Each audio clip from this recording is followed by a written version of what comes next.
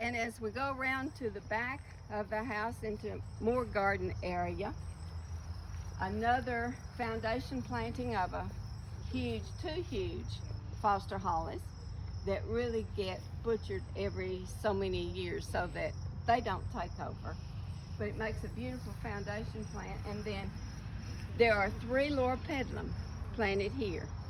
And each spring I usually will take the loropetalum all the way back at least halfway or more if I need to, if the dieback is such. The loropetalum has a tiny bloom on it in the spring, but it's really insignificant. It's just the beauty of the foliage and the growing habit of the plant. And then there are Stella Dior daylilies here.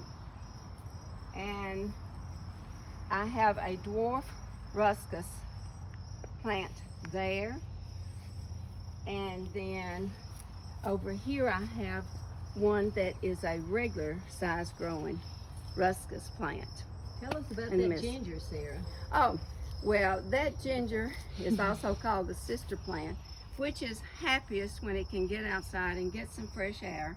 And it does have to have the shade, but it has almost doubled in size over the summer.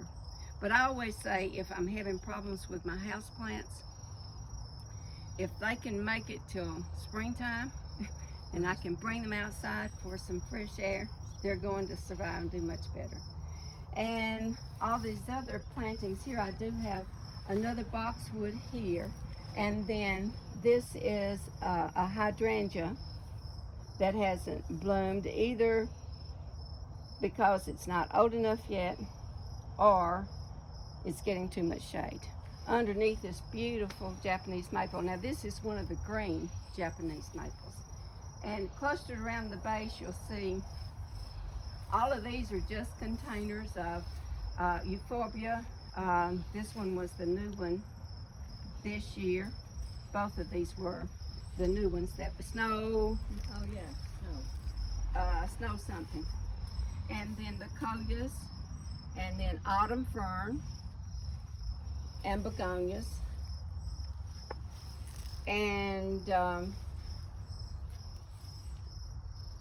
more coleus, and then the angel wing begonia back here with coleus. Oh, and this is my arum leaves here, arum bulbs that's coming up.